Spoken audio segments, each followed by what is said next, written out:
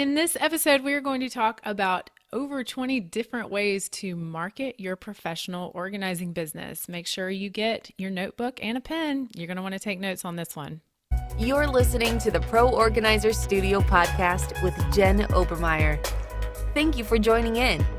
Jen makes it her mission to broaden the horizons of savvy businesswomen in the organizing industry by instilling confidence and inspiring authenticity. She is a devoted business coach and founder of the Inspired Organizer program.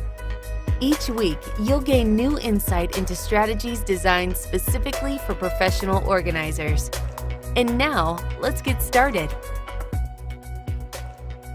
All right, so guys, I printed out this post that I saw on Pinterest that says 25 things you can do to market your business. And I printed it out because I'm going to talk about some of these things tonight in the chat. Basically, I'm going to run through these 25 things because this pen kind of stood out to me because I've done some of these things and I haven't done some of these other things. So I wanted to talk about that. I want to talk about marketing tonight. We're going to jump right in. So 25 things you can do to market your business. Number one on the list that they wrote is social media. That's a really big one to write for number one because they're just including all of social media in this number one thing you can do to market your business. So I will be honest with you guys, when I started my business, I wanted to do social media. I did not have a ton of time to do it. I also struggle with extreme perfectionism. And so what would happen is, so my business name is Simplify Professional Organizing.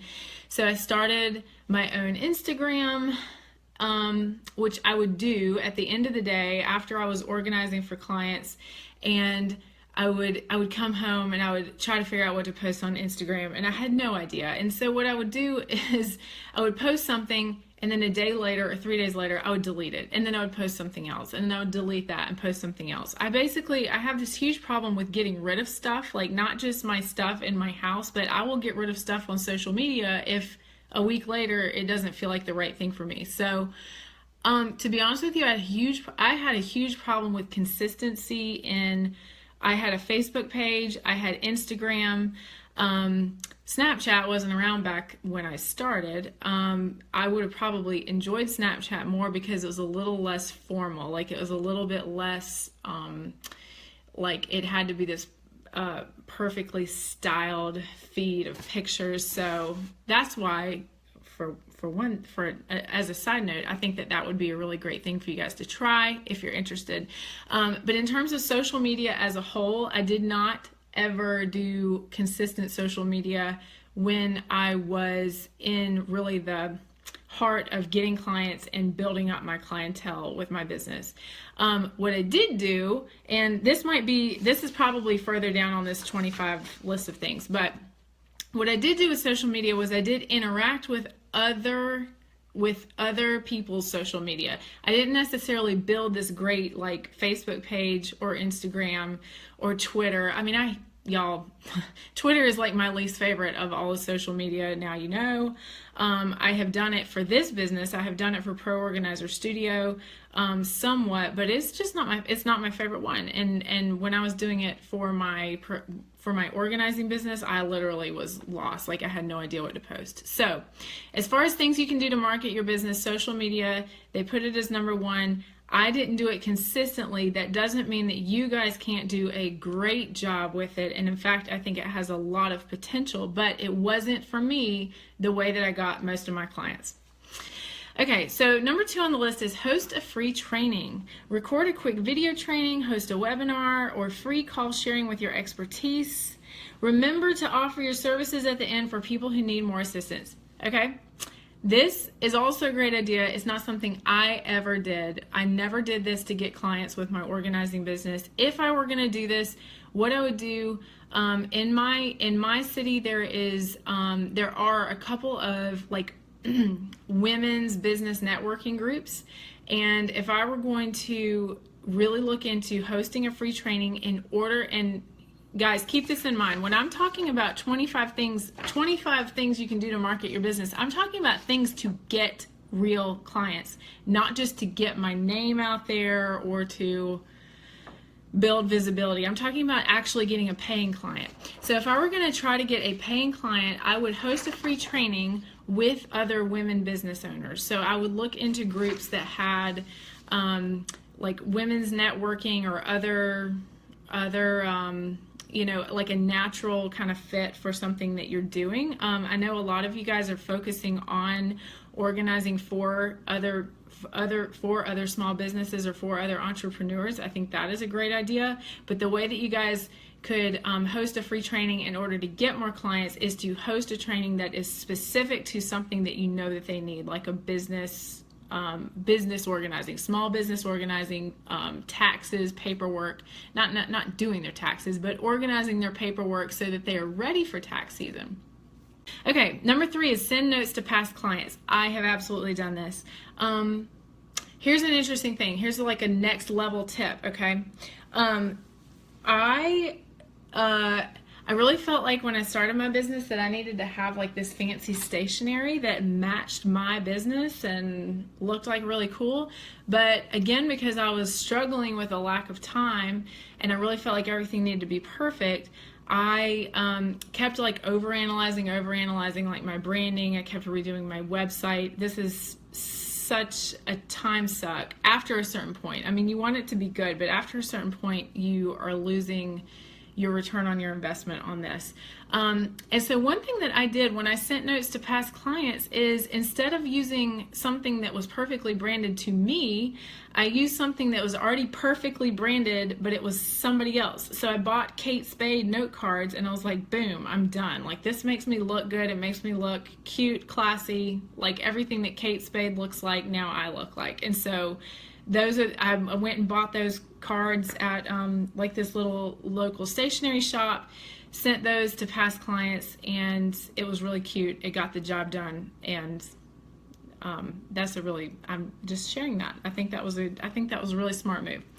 And I also use those same note cards. This is related probably to something else on this list, but I use those same note cards to send thank you notes or notes to prospective clients too. I didn't just use them for past clients. It was just something to be like, you know, cute and fun. All right, number 4 is ask for referrals. Yes, I have done this, and once you guys join my masterclass, you will find out exactly how I recommend going about this. This is one of the main ways that I have built my business. So if you want to know more about that, it's in the master course.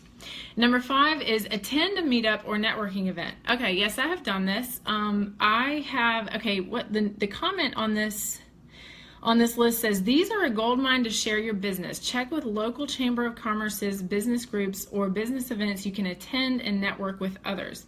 Okay, so here I have kind of like pros and cons on this one, and you guys will probably understand exactly what I'm talking about. When you go to a networking event, if you have ever been to a networking event for any other purpose, you know that they're kind of awkward sometimes unless you're drinking. They're kind of awkward because everybody is there for the exact same reason, and you're all kind of trying to act like you're not. So with that said, one thing that could be good for is getting leads for maybe not who your next clients are going to be, but for who your next kind of partners in business in terms of promoting each other. I mean, one thing that I talk about is getting to know other business owners that are in your local area that are at least somewhat related to organizing. And so one thing that you could do when you're going to these networking events is looking for those people, not necessarily looking for people who are going to be like, oh yes, I need to get organized. I mean, occasionally that may happen, but one thing that is just nice is that once you've met some of these people and they can refer you to, for example, their interior designer friend, like, oh my gosh, you guys should meet. Like, so it's kind of a way to meet other related professions. I don't think it's a great way to get clients. So I'm kind of light on going to the networking events that don't really, if it's called a networking event, I would be kind of wary of going to it. If it's not called a networking event, I'm thinking, okay, now that's a way for me to do some kind of like undercover missions. But if it's called networking, I would, go if you have time, but I would not make that like the central focus of the marketing for your business. Okay, number 6 is promote a discount or special offer. Okay. So a couple things about this. You guys know, if you have been hanging out with me, about my package pricing. Built into my package pricing are discounts, like based on the level at which you're investing with me. So I already have discounts and I already have a free consultation. So I really think that that speaks for itself. So in terms of number 6, promoting a discount or special offer, I would mainly, I think that promoting your free consultation as something that is not just free, like it's actually something that is valuable for people, because you are going to come in, give them a few tips. I mean, you're not going to give away your entire knowledge base. I mean, but you're going to be in their home, which is valuable in itself. Like, you are going to put your eyes on their situation, start to understand what it is they're dealing with. And once they already have you in there, I'm telling you that is really what you should be aiming to do. Like, do as many consultations as possible and keep the consultation free so that people don't have a reason to say no. Like, if they think they have an inkling that they might want to work with you, and you get in their house and they see that you have that ability to kind of see beyond what it is that their situation is, then they're going to fall in love with you and want you to come back. I mean, anyway, that's what you guys should all be working towards. Like, work towards getting the consultation. And if you're not clear on what you need to do once you go in the consultation, you have to take my master class, because that is what it is about. It is about selling yourself, having the confidence to know what to say, what not to say, and basically how to not lose the sale. Because once you have a flaky, uncommitted person commit to you coming to their house for an hour, meeting with you, walking you through everything, I personally think like the sale is yours to lose. Like, the way I feel about myself, and this is why I have shared this with you guys, or I've kind of tried to lay this out for you guys in this way, is that if I can get in somebody's house, like get me in their house, I am going to make the sale. And so I want to share that knowledge with you guys so that you have that same confidence about your business. Okay. Number 7, email your subscriber list. Guess what? I've never done this because I didn't have a subscriber list, and I still kind of don't. I did not have a way to collect email addresses when I started my website, which was actually, that's not true. If people submitted an inquiry on my website originally, then I would have their email address, or I'd have their phone number.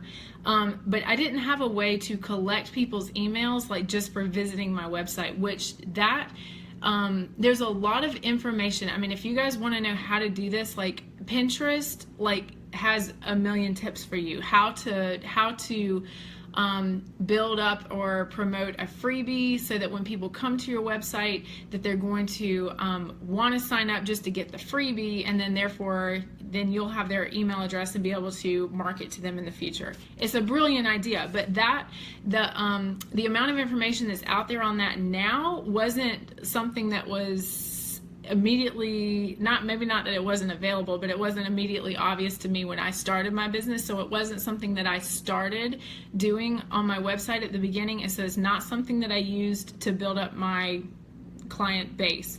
I do have, like I said, I have my email addresses of people who have sent me an inquiry or who have worked with me, so I do have the ability to email them. But if you guys are going to build a subscriber list, like I know, for example, Lindsay, who's in this group, her organizing business is Simplicity Reclaimed. She's doing an opt-in freebie. If you guys want to see an example of that, go onto her website. So that's an example of something that that builds up your subscribers. Or on my blog posts themselves, I have, not on every single blog post, but on some of them, I'll have like they call it a content upgrade. So it'll be like a checklist or just a little worksheet that goes along with the content of your blog. And so if people sign up, you can have people that might not even sign up for your big freebie, like my big freebie is my email course, but if they want to sign up for your little freebie, like a social media checklist, for example, that's for me, then they're going to sign up to your email list that way. So if you guys want to think about maximizing your subscriber list, go on Pinterest and search on this topic, because there's 1,000 articles out there. All right, number 8 is write a guest post. The blurb on this says, this will help you get in front of a brand new audience. Choose another website or blogger that has a similar target audience as you. All right, I never did that for my organizing business, but for a short time, again, I'm telling you guys all the things I did wrong. I'm telling you just blatantly. So I did not commit very well to social media. We already covered that in number 1. I did write some blog posts, and then I deleted them because I am insane and I'm so perfectionistic about stuff that I would write something and then I'd be like, oh my God, somebody who knows me is gonna find this, and I was just freaking out about it, and I don't know why, because now I wouldn't be like that at all. But so I did have a blog on my website for a while. It's not currently there anymore, so you guys can't see it. But the strategy is write a guest post. I didn't do that, but what I did have was people who I had already kind of strategically partnered with in my city. I had a few of them. I basically interviewed them for my website, and it was about I kind of would focus it around how they organize their small businesses, because I wanted to spotlight, number 1, how amazing and fun and successful they are, but also how they are using like organizing skills in their business. And so that was a way, because they would share that post with their clients and on their Facebook and their social media, which they were doing so awesome at. They would share that I had interviewed them, and that made them look good, that made me look good, and it brought more people to my website that didn't know about me before. So even if you don't write a guest post, have somebody else write a post for you on your blog. Okay, number 9 is strategic partnerships. Yes, I have done this. This is one of the backbone main pieces of content within the 3rd module of my masterclass. And I tell you guys exactly how to do it, what to say, who to target, and how to not waste your time. So that is one of the ways that your business is going to grow, that you're going to have a really solid base to work from, like when you're building up your clientele, people who know about you, people who will recommend you, people who are already in your ideal clients' homes that are going to be like, oh my gosh, like you need Jen, or oh, you know Jen, right? Like they will give your business card, people who will promote you all day long. So if you don't know how to do this, and if you're totally confused, or if it never dawned on you that you might need to do this, you need to sign up for the masterclass, because I lay it all out there for you, and it will become obvious to you how to get those partnerships going. Okay, number 10, Facebook groups. Awesome. Okay, the little blurb about Facebook groups says, these are groups made just for networking, groups filled with business owners of all industries, and you can do a simple search to find the right ones to start networking in. Okay, so you could join other Facebook groups that are relevant to your area. I think that's a really brilliant idea. You can also start your own, which I know some of the girls in our group have started their own Facebook groups in order to, kind of not give away everything they know, but give away some tips about organizing, share their ideas, be able to interact with potential clients. I think it's brilliant. It's not something that I would probably spend a ton of hours on when you're starting. Like if you want to get clients now, I would not do this. Like I would call this a very slow strategy. It's not like a fast, like I need clients yesterday strategy. It's just something that would be nice if you have time to do it. Okay, number 11 is create a YouTube video. It says YouTube has a huge audience of viewers, and this could help you get in front of a whole new group of ideal clients. All right, so yes, if you create a YouTube video, what are you going to do with it? You need to either be posting it on a Facebook page that you already have 100 fans and they were going to see it and then they would share it for you. You need to be creating something that has some value to it so that your strategic partners, what number was that? Number 9. You need to be doing something that your strategic partners want to share for you. That's really important. You want to do a YouTube video that is going to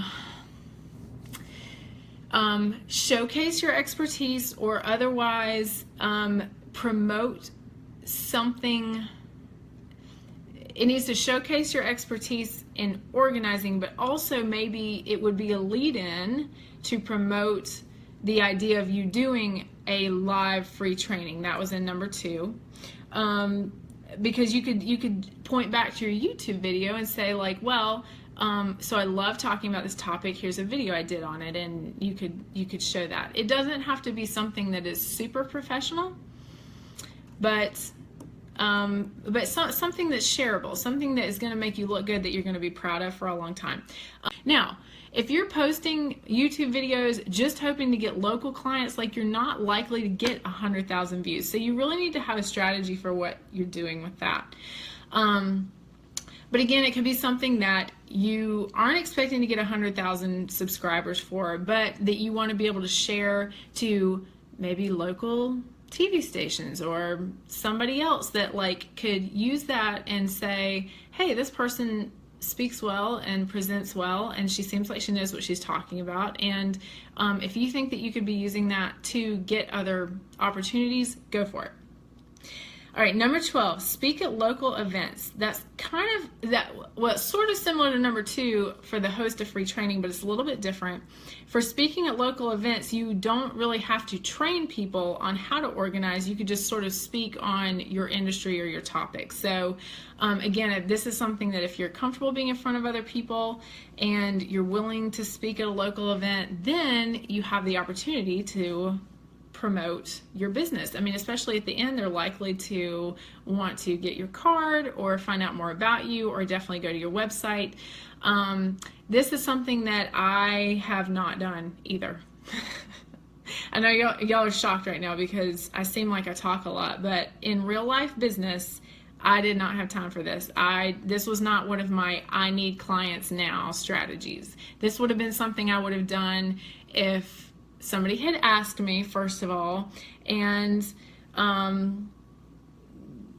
don't know, there would have had to have been something like fun about it, because I don't like networking for the sake of networking. Like, I really want it to be something that's going to have like a social aspect to it, and if I got to talk about something that I was really excited about, like, that would be cool. But like, I just wouldn't sign up just for any old local event. Like for example, my local library has like all kinds of speakers about financial training and tax preparation, and I think that there was a professional organizer that spoke at one. I think that's how I knew about that, and that would be kind of boring to me. I mean, I love libraries, don't get me wrong, but it wouldn't be something that I would just be thrilled to go do on a Wednesday night. All right, number 13, create a freebie.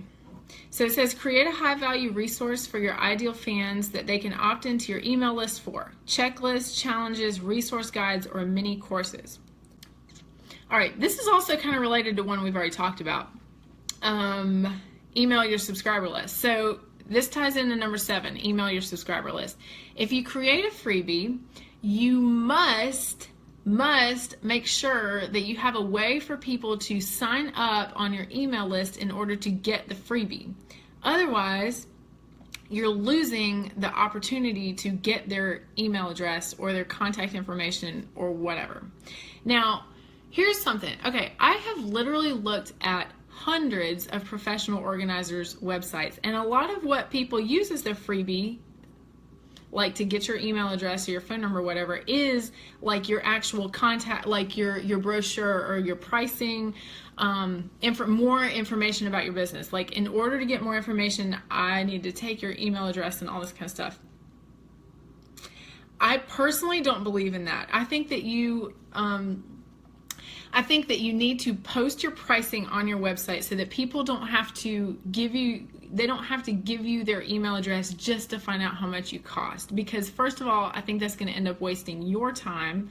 because you're going to have people on your email list that weren't really interested or weren't really your true ideal clients in the first place. Like they just wanted to find out the basic information about your website and they had to put their email address in order to get that. That should not be your freebie. Like your freebie should be something like what this says: a challenge, a resource guide, mini courses, checklists.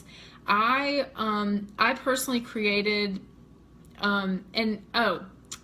sorry, I didn't say, did I do this or did I not do this? I have never done this. I never did this for my organizing website, but I do have a template which I never used. I could still do this. I have 1,000 ideas of things I could have done or should have done, but I haven't done them yet. I have a template of like a basic, here's how I would organize an entire house plan. Now, it's not customized at all for like anybody's special needs. It's just like, here's how I would start. Like the 3 places I would start, then the next 3 places, then the next 3 places, then the next 3 places, and then like within like 12 steps, that would be your entire house. Like here's the order in which I would attack. Like it's my personal order of operations. That is probably the number one thing I have thought I should have used that as like my freebie, or I should have used that as my download, because a lot of people that come to your website are going to end up deciding that they should, and stay with me here. They're going to come to your website, they're going to see the prices, they're going to see you, they're going to be like, oh, I wish I could afford this, girl, but I should do this on my own. So if you had your own like just basic template plan, and that was your freebie to download, then you could have those people put in their email address, they downloaded your template, and then let's say a month later or 2 months later or 3 months later, they get an email from you and it says, how are things going? Did you get your house organized? And I guarantee you, like 95% of them will be like, nope, I never did. Like I wanted to, but I couldn't do it on my own. I told myself I should do this, but then I ended up realizing I either don't have the time, I don't have the energy, or I don't know how to do this. Or they tried to and they just got overwhelmed on step 1. And that's where you have the opportunity to sell them on your services, to come in and be like, perfect, I would love to help you. If you're interested in doing the consultation, here's some times that I'm available. Boom, do it. All right, number 14, host a giveaway. It says, want to get new eyes on your brand? Give something away, whether it's products or even a service. This can give you a pool of new people who need what you have to market, to in the future. Oh, they need what you have to market to in the future. Okay. I never did this for my business. Hosting a giveaway. If I were going to host a giveaway, now that's tough, right? Because I think most giveaways are like junky items, and I really hate that stuff. And I'm sure all of you guys do too. Like, so I would be really hesitant to give away something to people who need to get organized, because most of them need to get rid of their crap, not like add to it. So, number 14, we're going to have to keep thinking about that. How would you give away? So you could give away a session, and I know a lot of people try that at first, especially like if they're launching a new business or they're launching a new Facebook page, then they'll say, I'm going to give away a session, or I'm going to give away 3 sessions to, you know, whatever people meet these requirements, or I'm going to have a drawing. That's one way to go about it. I personally would not do free work, and I would not give away my sessions unless I knew exactly who those people were. Like, I wouldn't give away a session to just anybody. I would make sure that it's somebody who is in my ideal client network, meaning she has other people that she would refer me to, that would be willing to pay, and that would be the kind of people that I want to work with. I also would make sure, if I was doing free work, that my picture, like I would take pictures of her house, or my before and afters in her house, and I would make sure it looks like the kind of house like I want to be working in. I don't want it to look like I went and did a charity project. Like, I want it to look like I did a real job, like not, and I'm trying to say that delicately, but I think you guys know what I mean. I mean, I know everybody has the best intentions and they want to help every person out there, but If it's not the kind of job that looks like an ideal client job, do not do it for free. Don't even think about it. Don't even think about it. Okay, so if you give away something, be careful. All right, so number 15, sponsor an event. Find a way to give back to your own community and either make a donation or contribute your services to an organization in exchange for a business promotion. Okay, so I've never done this either, but I do think this could be a really great idea.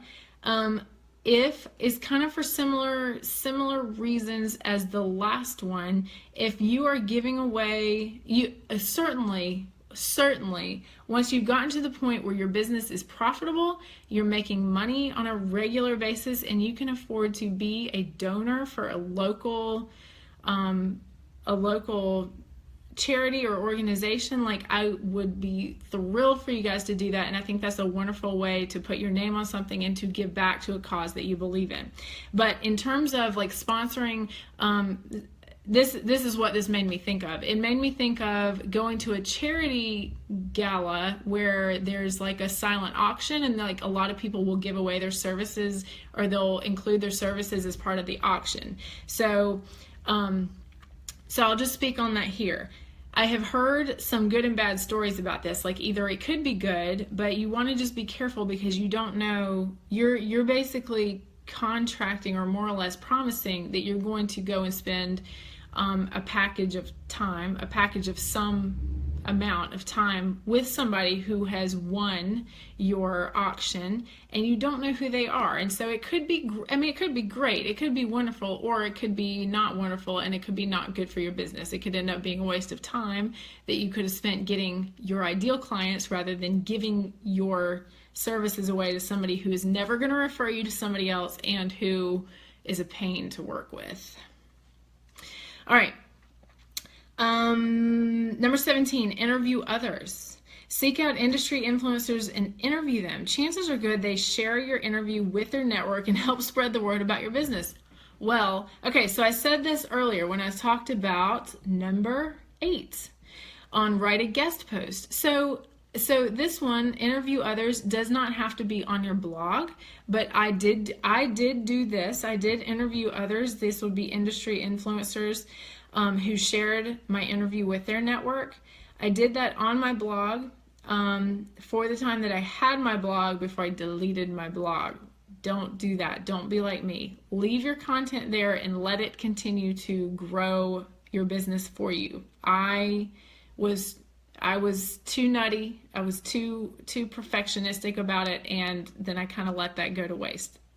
Don't do that. All right, so if you did interview others, one thing you could do, you could tie that back into making a YouTube video that you post.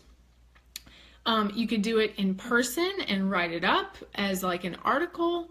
You could interview your clients and post their interviews on your blog or your website or your social media. It could be like a mini interview. It doesn't have to be long. It could be longer or more involved than a testimonial. It could be more like an interview about, you know, what are the changes that you have experienced in working with a professional organizer. What was it like when your parents were sick and you had to do these things on your own? What was it like trying to work with your parents on your own? Or what was it like trying to negotiate between your own sisters and brothers who was going to go and help your parents downsize? Like, you're really like digging into their situation and then talking about, asking them what are the benefits, or like what are the things that you have seen help your family. Like, you're really digging in with them. It's more than just a testimonial where they say, oh my gosh, like Jen was so great. She came in and did her thing and I would totally recommend her. Like, that's what testimonial can be, a little bit surface level. And I think if you're interviewing a client, like, you can really dig into their situation, and that shows your potential clients. Like, for example, if you make it into a blog post, it shows your potential clients how much you care about this stuff. Like, it's not just about the people's stuff. It's about improving their relationships with the other people in their family and helping their whole home run better. Okay, number 18, host your own event. Okay, it says charge a small fee to cover costs and blow people away by giving them a ton of value. Give them something to talk about and share with their network. So let's see. If I were going to host my own event as a professional organizer, first of all, okay, here's a crazy idea. Now y'all really will think I'm crazy, but I can come up with ideas all day long. You guys take these, run with them, or hate them. I'm totally fine with that. What if, okay, so I have a group of girls that I don't get to do this very often anymore, but years ago, I had a group of girls who would get together for what they called Pinterest night. And this was like in the early days of Pinterest, when everybody like had like all these boards of crafts and recipes and like stuff they want to do. And so we would get together, and it was like 8 or 10 girls for Pinterest night, and we would all bring like a snack or something that we made, like an appetizer from our Pinterest list of recipes that we wanted to try. We'd all bring a little appetizer to share, and then we would bring our own craft thing that we were working on, and we would all just sit around a table and talk and work on our craft and drink our wine and eat the food. I mean, it was awesome. It was great. So one thing that I thought when I started the organizing business is, would it be crazy if people brought, like, what if you had a little get together, and you don't have to charge a fee, like this thing suggests charging a fee, but what if you just like have people BYOB, bring their own wine, and if it was like a group of people who know each other, or at least loosely, like invite your friends invite friends, and you all got together and like went through like paperwork or like your jewelry drawer. Like, what if you could like bring like your crap that like you don't want to do, that you know that you need to go through, and you can like hold up to like somebody else, like, do I need this or do I not need this? And what if you had a professional organizer like yourself who had the expertise to tell you, you don't need to keep a receipt from Kohl's from 10 years ago, good to go, you could throw it away. Like what if you had a professional organizer who was like, who could just make something that is not very fun for a lot of people, like in a social situation. Now, I know that probably sounds like the nerdiest thing in the world, and I have never shared this out loud before, but I would be so excited if one of you guys did that, and then your friends were like, that was actually a lot more fun than I thought it was going to be. Now, is that going to get you more clients? I have no idea, but it could be just a way for people to like know what a professional organizer is, which could also be a good thing. I mean, I think that would be a good thing for your branding and your slow marketing strategies in the long run. Okay, the next thing is number 19, run a Facebook ad. Yes, I have done this. Yes, it works. You guys have heard me talk about this if you have watched any of my past videos. The way I got my very first client, my first client ever, was through a Facebook ad. So I do talk about Facebook ads in my masterclass. I tell you how to do it without spending a ton of money. I know it seems intimidating, and you do, like, I do make you guys take responsibility for the fact that you have to figure out your own, you have to have, I mean, your website has to be on point. Like, there's no getting around that. Like, you have to get your website to where it needs to be before the Facebook ads are going to work. And you do have to do the technical side. You have to understand the technical side. But I have offered to my current students that if they need help with any part of the technical side of just implementing the Facebook ad in itself, I will help you do it. Like, I'm going to make sure that it's not intimidating, because y'all, if you've done any research into digital advertising, digital marketing, Facebook ads are still a really, really good return on investment. So I think I share this in the masterclass, this tidbit of information. I think that I started my very first Facebook ad, and within 5 days, the woman who became my first client clicked on my ad, went to my site, submitted an inquiry form, and so that was like my first inquiry ever. So I called her, and she didn't call me back. Are we shocked? No, because she's disorganized. She is flaky. She was going through a very hard time in her life. So I would call her back like every 2 or 3 days, like no big deal. After a week, I finally like synced up with her, we set up a time for me to go on the consultation. I went on the consultation. She wrote me a check at the consultation. I mean, she was, I mean, again, this all works together. The consultation, the sales, the pricing, the marketing, the branding, the ads, everything works together, okay? But she was obviously completely sold on my services, and she wrote me a check for $2,029. That was my first client ever. She didn't know she was my first client. She knew that I had just recently started my business, so she knew that I was new. But if you guys don't, I want you guys to understand that, you know, my intention is to share every single thing that made that sale happen, but also every sale that I had after that happened, because not every client is the same, not every situation is the same.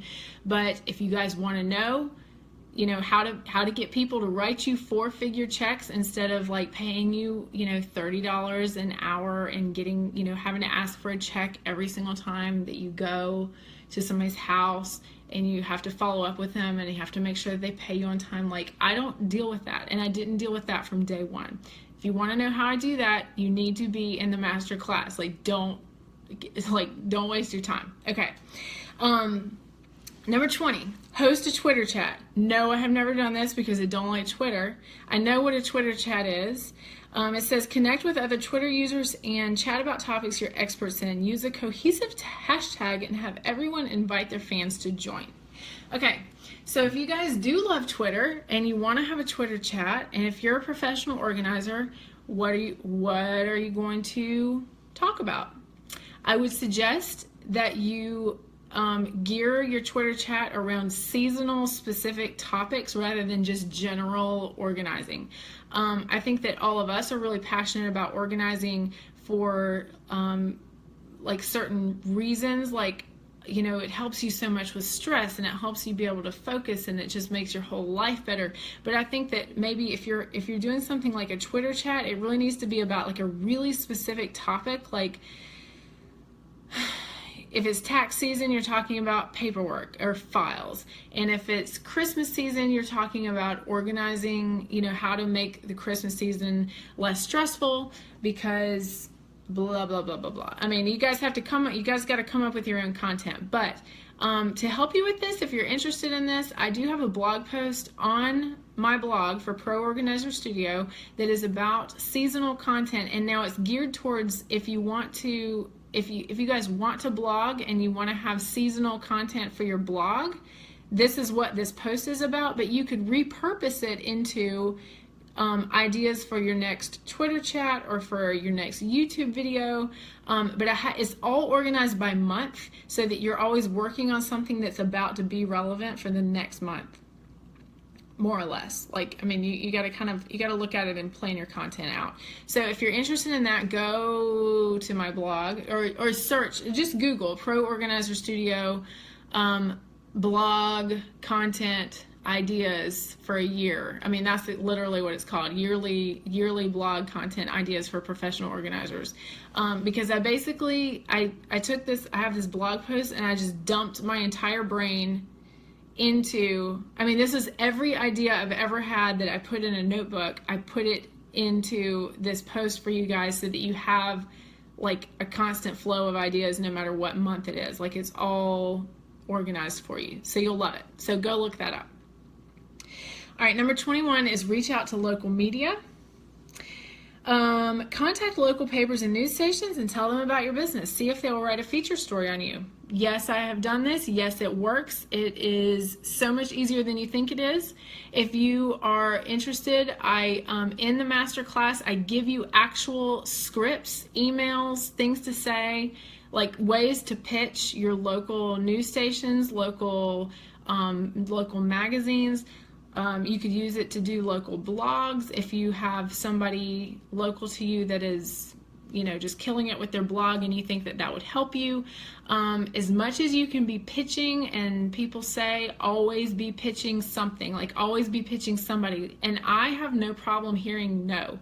I would rather, because that's what they say, it's kind of a numbers game, like you just pitch, but if you get one yes, Great. 9 no's, who cares? Maybe they'll say not right now, maybe in the future, or you can kind of refine your idea based on their feedback. Like if they tell you, we need something more specific from you, or maybe we're in the wrong season for that, then you can say, all right, like I will follow up with you. And it's like the fortune is in the follow-up. Like you have to make sure that you're staying on top of these things.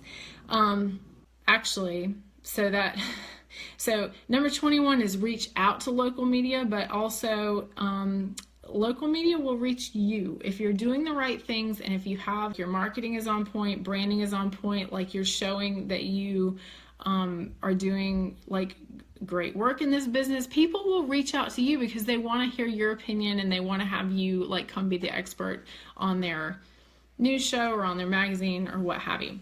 So, but reaching out to local media, you guys need to, if you're interested in that, check that out in the masterclass. All right. Number 22 is comment on blogs. Comment on influencer blogs, make them thoughtful and relevant. Other fans will see them and be interested in who you are. Okay. I got a couple of comments about that.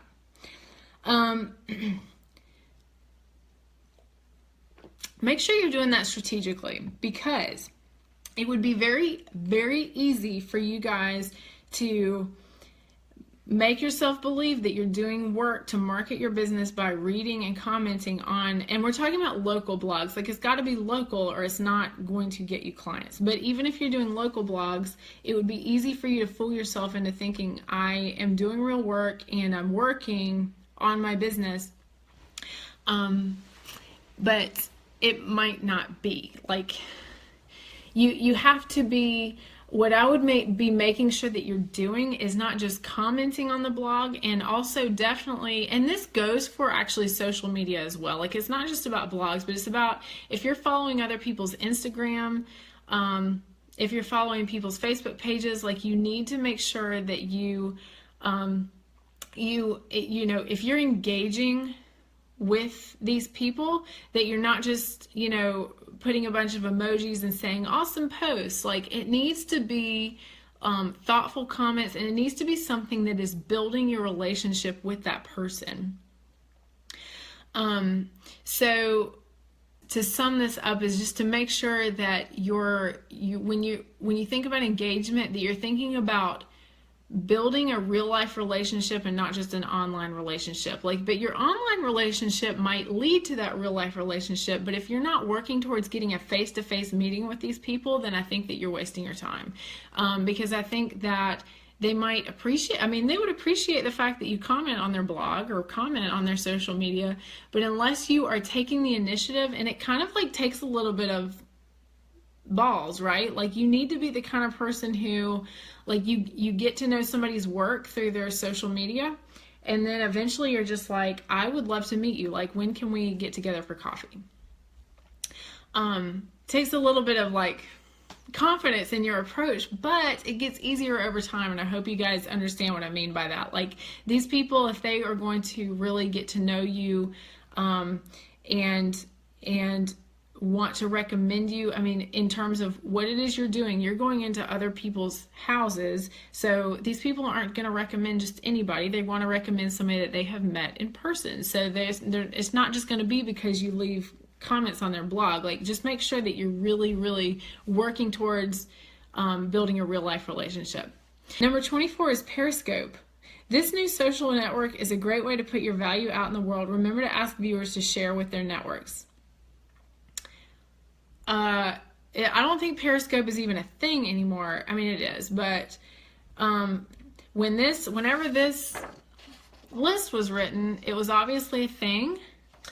Social networks like Periscope can come and go so fast, and I think, for example, Snapchat is something that has grown really, really, really, really slowly because people kept thinking like it was just for teenagers, and now it's becoming something that people are using for business.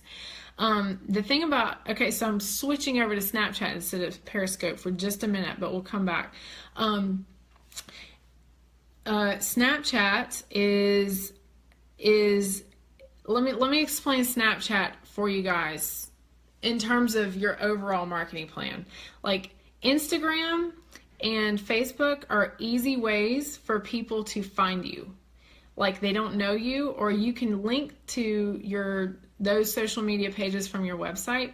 But once people know you, then I think Snapchat or Periscope or something like Periscope is a great way for people to really be like your insider behind the scenes crew. And that's the way I'm using Snapchat with you guys. Like, I'm not using Snapchat to be found by new people. I am using it as like a way, like, okay, you guys found me through, I don't know, YouTube, Pinterest, my blog, or Google, or whatever. You came, like, you probably found the free course, and then you came into the Facebook group, and now some of you that are in the Facebook group, I would love for more of you to follow me on Snapchat. But my Snapchat is really for you guys. Like, it's not for anybody else. Like, I don't cater it towards the new people that I might come across out on the online world. So Periscope, if you guys were going to use something like this, or use something like Snapchat, or use something like Periscope, I think that would be a really cool way for you to connect. Or you could do something like Facebook Live, if you do have a Facebook page or a group. It would be a cool way for you to connect with people who are already following you, but it's not going to be a way for you to get new clients. Like, I think that it would be really fun once you have like a client base. Like, you could tell your clients, like, and this is a great value add actually, and I've never thought about this before, but a great value add for your clients is, once you're a client, you get invited to these once a month Facebook chats, or once a month Twitter chats, or once a month Periscope videos. I mean, it'd just be like a cool thing for you to connect with them that doesn't take a ton of your extra time, and you're just sharing your expertise without giving it all away. And one thing that's good, y'all, with organizing clients is they're never going to do it all on their own, and they know that. So you being kind of like an example to them, or an influence to them, is like really, really valuable just by itself, because they know that they know you already, and you are there kind of sharing your passion, or sharing your latest thoughts on, you know, whatever maybe your specialty is. Like, if you have a specialty in, you know, kids organizing, or tutoring children, or, you know, helping kids with ADHD, I mean, I have no idea. Like, whatever your specialty could be, like, you have maybe a new book that you've read, or a new course that you've taken, and you just want to kind of share it with your clients, like from the past, and also your potential clients, then that would be like a really cool way for you to interact with them. So that could be something you guys think about. All right, last one. Number 25, guest post on other blogs. Is this not something that, oh my goodness. They repeated number 8, write a guest post. It's the exact same thing. Number 25, guest post on other blogs. We already talked about this, but it says get your content in front of as many people as you can. So since we already talked about this on number 8, we'll kind of cut it short on number 25. But the basic premise is, yes, get your content in front of as many people as you can. But I think, personally, that if you really are in that stage where you're trying to get clients now, that you need to really focus your content on moving towards a one-on-one interaction as soon as possible. Like, you don't need to spend a ton of time perfecting your social media content, when what you really need is, you need to be having one-on-one interactions with people who can either get you clients or become a client. Like, and when you're building your business, like, that has got to be your sole focus, is just getting to that point as soon as possible. All right, good luck. Good luck with your week. Work hard, and keep letting me know what I can do to help you guys out, or any other kind of questions you guys have. Good night.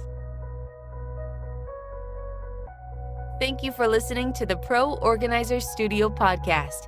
If you'd like to learn more about time-saving services and resources for professional organizers, visit www.proorganizerstudio.com. And if you'd like to get Jen's roadmap to success for launching and growing your professional organizing business, go straight to www.poroadmap.com.